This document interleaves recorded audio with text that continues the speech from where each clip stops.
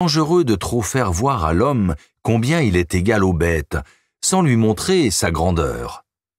Il est encore dangereux de lui trop faire voir sa grandeur sans sa bassesse. Il est encore plus dangereux de lui laisser ignorer l'un et l'autre. S'il se vante, je l'abaisse.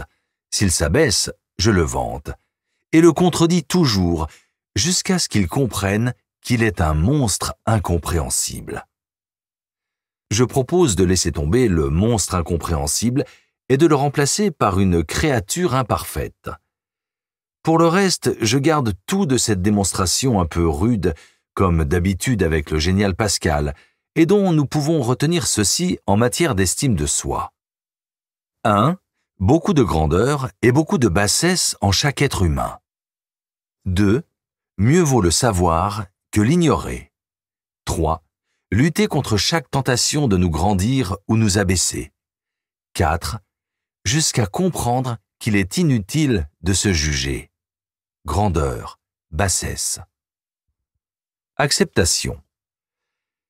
L'estime de soi ne doit pas être le résultat d'un combat contre soi. Combat qui consisterait à sans cesse se tourner vers ce qui ne va pas en nous, pour travailler férocement à le modifier et à l'améliorer. Ce travail, il nous faut le conduire, bien sûr, mais dans une ambiance intérieure apaisée, après un autre travail, celui de l'acceptation de soi. L'acceptation, ce sont ces mots inspirés par Bossuet. Voir les choses comme elles sont et non comme on voudrait qu'elles soient. Le refus de soi, le refus du réel, c'est le premier danger sur le chemin de l'estime de soi.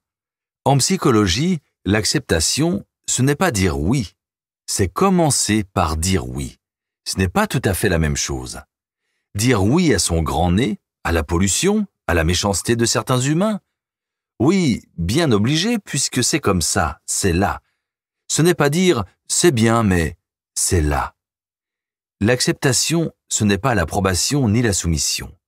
Ce n'est pas non plus le renoncement à l'action, mais c'est le temps avant l'action. Un temps de réalisme, de compréhension, d'observation de ce que nous avons du mal à accepter. Un temps avant de s'engager dans les actions pour changer.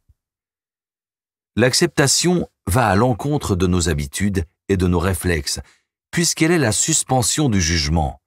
Là encore, suspension, pas suppression. On continue de juger, de sentir qu'il y a des choses qui nous plaisent et d'autres qui nous déplaisent, mais on décide de commencer par prendre ce qui est là et de comprendre pourquoi c'est là. Puis on s'efforce d'agir au mieux ensuite avec ça pour améliorer, atténuer ou laisser filer. Ce qui nous permet de compléter notre formule du début. Voir les choses comme elles sont, à la lumière de ce qu'il faudrait qu'elles soient, et les orienter en ce sens. En langage psychologique, l'acceptation de soi, c'est bien séparer les deux domaines, ce que je suis et ce que je souhaite être. Ne pas détester ce que je suis pour mieux aller vers ce que je souhaite être. Et comprendre que rien ne sera jamais parfait, mais que tout peut devenir plus léger. Comme le notait William James, un des premiers théoriciens du concept d'estime de soi, étrangement, on se sent le cœur extrêmement léger une fois qu'on a accepté de bonne foi son incompétence dans un domaine particulier. Admiration, mode d'emploi. L'admiration est ce sentiment agréable que l'on ressent devant ce qui nous dépasse. Mais pour l'être humain, surtout lorsqu'il n'est pas au clair dans le domaine de l'estime de soi, l'admiration est parfois douloureuse, car elle est souvent associée à des comparaisons sociales. Qu'est-ce qui fait que la confrontation à une personne qui nous semble supérieure à nous, dans un ou plusieurs domaines socialement valorisés, va susciter admiration plutôt qu'agacement ou dévalorisation? Admirer, ce n'est pas se dévaloriser en écho. Ce n'est pas parce que d'autres sont admirables que nous sommes minables pour autant. Apprendre à admirer sans s'abaisser est un exercice précieux. Admirer, ce n'est pas non plus renoncer à agir, écrasé par la perfection de la personne qu'on admire, mais être motivé à agir pour s'en rapprocher si on le souhaite. Admirer, ce n'est pas, enfin, céder sur sa liberté. L'admiration ne doit pas être une soumission, mais une inspiration. Concluons. Ne jamais rater une occasion d'exercer son œil et surtout son esprit à se réjouir d'admirer. Les bénéfices pour l'estime de soi? Ils sont innombrables.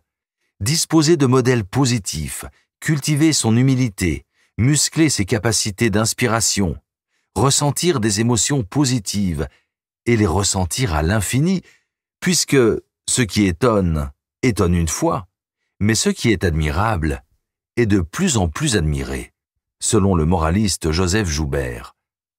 L'admiration est une émotion féconde et inoxydable. Admirer, mais quoi? C'est quoi exactement admirer? C'est d'abord être surpris ou touché.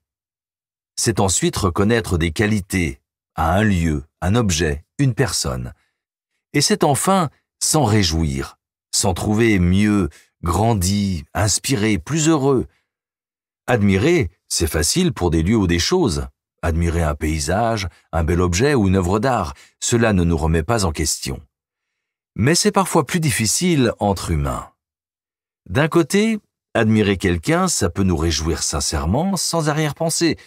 Quoi de plus agréable qu'admirer une personne talentueuse ou un de ses enfants ou un de ses amis. Mais parfois aussi, admirer peut nous mettre à mal. Car admirer, c'est faire le constat que l'autre a des qualités que l'on n'a pas. En tout cas, pas autant, ou pas pour le moment. Dans ces cas-là, l'admiration peut devenir douloureuse, être le constat d'un manque en nous, et s'avérer alors une occasion de souffrance, au lieu d'être une source de réjouissance et d'inspiration. C'est un premier mésusage possible de l'admiration. Une autre erreur consisterait à n'admirer que le rare et l'exceptionnel, alors que les sources d'admiration quotidienne sont multiples tout autour de nous. À propos de ce que nous choisissons d'admirer, Montesquieu parlait de la décadence de l'admiration, de son dévoiement, consistant à admirer des actes ou des personnes qui, au fond, ne mériteraient pas de l'être. Disons qu'il s'agit plutôt d'une erreur, d'une facilité, d'une docilité consistant à n'admirer que le clinquant, le bruyant, le « à la mode ». À n'admirer que ce qu'on nous dit d'admirer. À n'admirer que le grandiose et non le discret, que les vedettes du sport, du cinéma ou de la télé, et non les humains anonymes qui font le bien dans leur coin. Peut-être nous faut-il alors apprendre à admirer même ce qu'on ne nous présente pas comme socialement admirable. Et pour cela, nous attacher à bien regarder. À voir ce qui est beau et bon autour de nous. Voir les comportements, paroles et attitudes admirables au quotidien. Peu d'humains sont admirables dans tous leurs gestes et tout le temps. Mais presque tous peuvent être admirés à un moment donné. Les études scientifiques montrent largement les bénéfices de l'admiration. Admirer, ça fait du bien, comme toutes les émotions agréables. Ensuite, ça nous décentre de nous-mêmes, ça nous rapproche des autres humains, et ça augmente ce qu'on appelle les comportements prosociaux, écouter et aider autrui. Enfin, ça nous motive et ça nous inspire. Alors, plusieurs fois par jour, ou le soir en s'endormant et en songeant à sa journée, nous pouvons nous livrer à des exercices d'admiration. Qu'ai-je vu d'admirable aujourd'hui? Qu'est-ce que ça m'a fait? Qu'est-ce que ça m'a montré? Et qu'est-ce que ça m'a appris? Nous nous apercevrons alors, peut-être, qu'admirer transforme peu à peu notre vision du monde. L'admiration, c'est la volonté de porter aussi son regard sur ce qui rend la vie meilleure. Toutes les fois où nous admirons, nous percevons que nous sommes face à quelque chose ou à quelqu'un qui ajoute à la beauté, à la douceur et à l'intelligence du monde. Et c'est aussi cette inspiration-là qui peut nous emplir d'énergie et nous aider à changer tout ce qui ne va pas ici-bas. Alors, voici un petit exercice à faire sur le champ. Qu'avez-vous vu d'admirable récemment?